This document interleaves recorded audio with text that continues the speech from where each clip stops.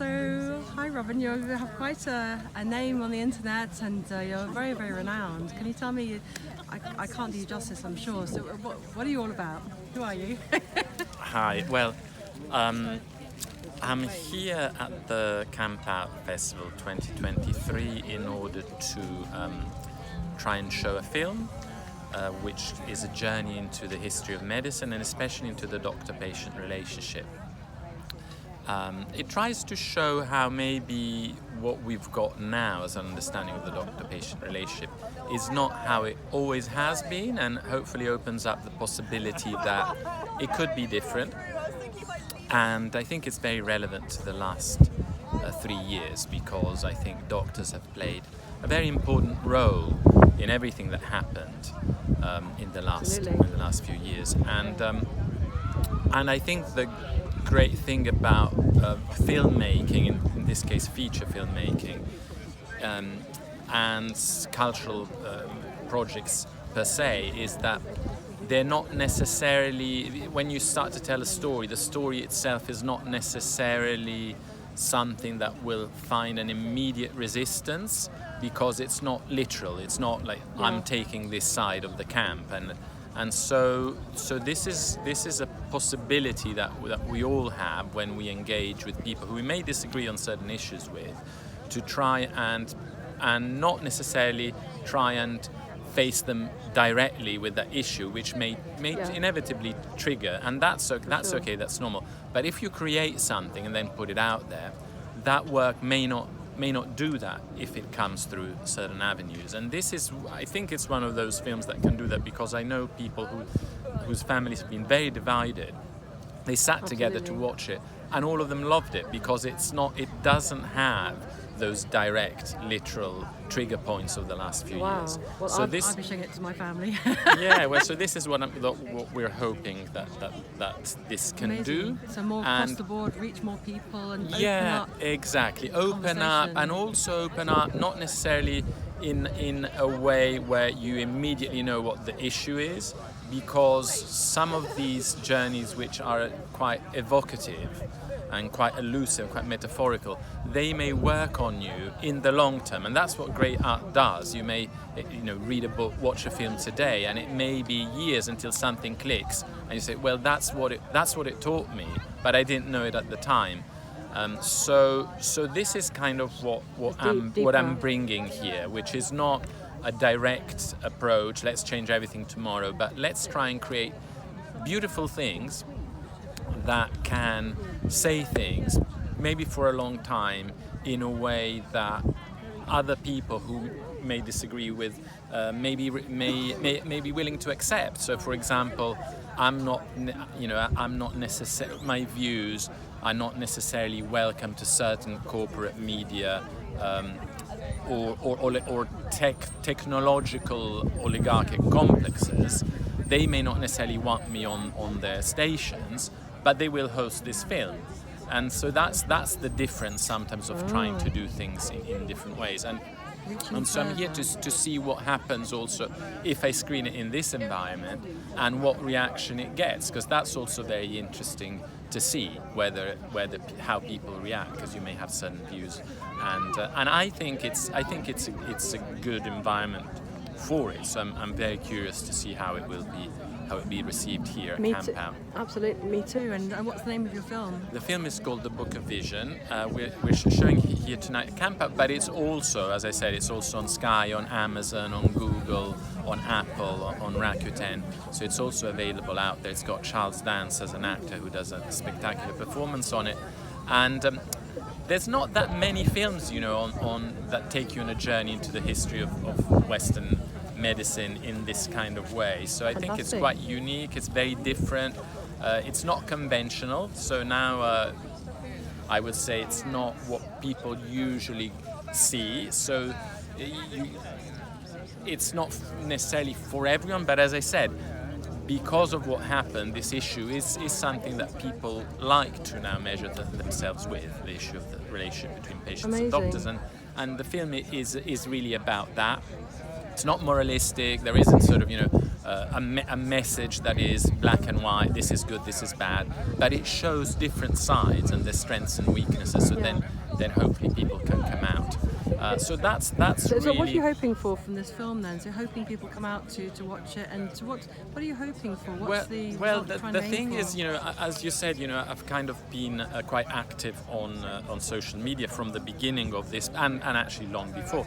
But the thing about certain things which I think are very important, for example, things like tweets or Telegram posts or even memes that people share, I think they're very important to create the sort of cultural world we live in, and to share different views that may be different from what we are being fed top down.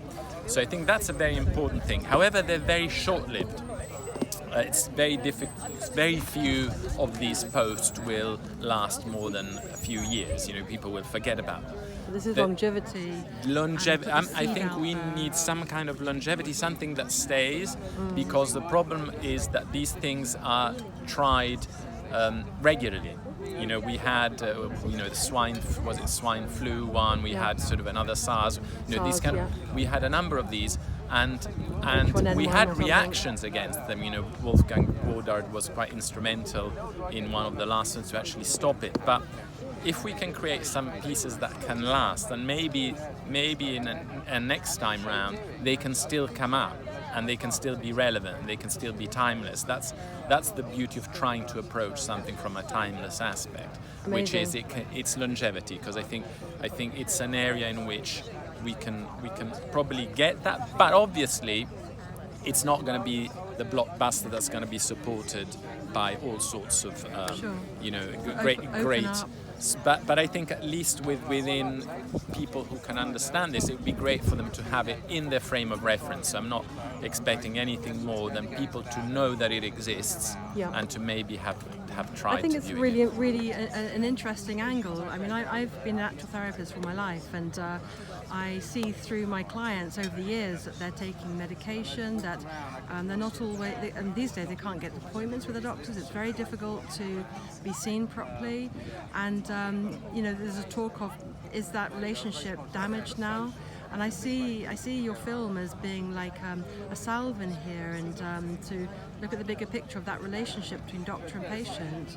And I think it's a lovely angle, and as you say, look for longevity, and to open up to all different possibilities and put the seed in there for opposing views. I think it's really interesting. And one aspect is that this relationship, like all relationship, but this relationship, especially because it's sought for in a situation where healing is sought for too, it's fundamental as a relationship. And the substitute for that relationship is the material world. It's the object. So the substitute becomes the pill, the injection. But if we actually say, well, what about if we put that aside for a minute and look at that relationship has the power to heal. Absolutely. More than the object, because ultimately it's all about that holistic human connection that makes you feel better, makes you believe that you can heal, and ultimately it happens through that sense of belief, and that's the role I think that the doctor could have, is to impart that belief through putting time and love into that relationship, rather than displacing it into a material exchange where an object is at the table. Now, I don't think that we are necessarily, as patients too, always ready for that. So I think in many cases, if as patients we go to a doctor and the doctor just has a nice chat, makes you feel better, and then says off you go, a lot of people would feel cheated, because we expect a prescription and then to get an object at the end of that. That's almost like a given. And I think what the questions that are raised partially by the film too are, well, what if the healing happens in a different way, and what if there's a different type of relationship? Now, the film maybe takes it too far in some areas, because there's no perfection, it's humans as well, and so the relationship obviously has to fulfill certain boundaries and all that, but it's important to highlight that relationship is really the key, not necessarily the object that is given after that exchange. Amazing. And I'd love viewers to see the film and sort of them to come to their own conclusions and Yes, thought of course, processes. But Robin, who are you, and what are you doing all this? Where do you come from with your understanding and what do you want to share with the world? What's of course this film, but what are you all about? Who are you? I think I'm all about I'm all about a sense of trying to get to the current truth of certain areas and subjects, as opposed to things that we are being told for certain interests that are fundamentally not true. So I've got that sense quite strong in me to really to express it when I think there's something that is not true, to be able to express it and to disrupt certain things which otherwise may go very smoothly. And that's something that I related very much when Matthias Desmet, professor of psychology at I think it's Ghent University, talked about this idea of mass formation. He said what people need to do to prevent the mass formation, which in our technological era is very easy to achieve. All you need is to spread certain messages through Facebook with some government approval, some kind of scientific body that is secondary to government, and spread certain messages far and wide with very little opposition. And what Matthias Desmet says is that we must speak out in order to disrupt that, because if we don't, I agree with that. that kind of what he calls the mass formation becomes so strong that ultimately people will turn against the people who don't believe in it, and will actually try and ultimately eliminate them, because that is what this kind of group thing ultimately wants, is to eliminate the people who don't go along with it. And he says if we don't want to end up like that, which we have in certain societies in the 20th century, if we don't want to, we need to be speaking out. So I feel that I think viscerally, so there is no rational explanation. I think I viscerally feel that when I hear something that I fundamentally believe is wrong, and at an intuitive level, at a visceral level, if I feel someone is lying, I'd like to look into why and try and say, I think it's because this, that, and the other. I don't always have the time to go through these explanations, so sometimes the choice will be to make a film. Yes, to be like the film, and not perfect either, but to at least show that there is disagreement, and sometimes I will embody that disagreement, and sometimes I will allow other people to tell stories. Thank you. And what's your training, your knowledge? What's your path? I'm an architect by training. Oh.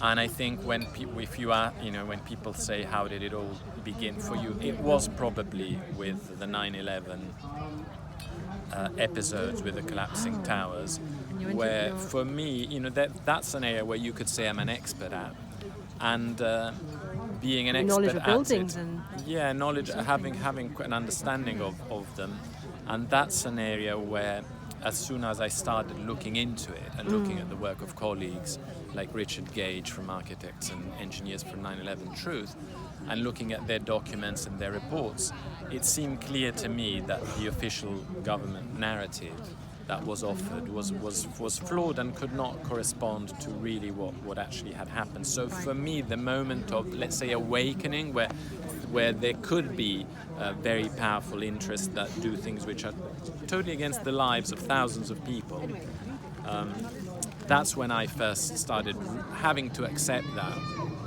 and realizing that actually what is presented as science and presented as rationality is often a cover-up for big financial interests. And that triggers your... My beginning comes from my training as an architect, and feeling quite confident that it's an area that I understand well enough to not be wrong when I say that it does not correspond to what they told us. And trigger for truth. And so that was one thing. And then more recently, this film, we were working on this film before 2020. We started in 2017. So I was already grappling with these ideas and with these stories for 3 years before. So I was quite sensitive to the whole issue of how the doctor-patient relationship should be. So when I saw government starting to act, not just like a dictatorial doctor, but like a very bad doctor, that sparked something in me again, saying, well, this is not true. This is basically not true. They're lying because health is not about that. And that's where I started speaking out against it. Amazing. And I already had the film ready. I hadn't made the connection really between the two, but it was clear that we were moving towards this as a society, and we were moving towards this because our belief in healing had become mechanical. We started believing that you heal like you fix a clock. And instead it's much more complex than that. Absolutely. And that's why people believe the story, because already within them they had that understanding. So I think we need to rewind, go back and see what actually healing maybe was before, and see how actually, although in some levels from a scientific level we were behind, from another holistic level we were way ahead. So these are the two balances that I think have interested me in this project. Wonderful, and I love your drive of that questioning and the truth. And Robin, thank you so much for sharing your truth and a little bit about who you are and why you're doing this. And I hope everyone goes and sees this film and looks into it, because yes, it's called The Book of Vision, and it's available on most platforms in the UK and Ireland. Wonderful. And if people want to get to know more about you and what you're doing, where can they find you? They can find me on Telegram, and the handle is at RobinMG, or Twitter, so-called X now, and at Robin Monotti, Monotti.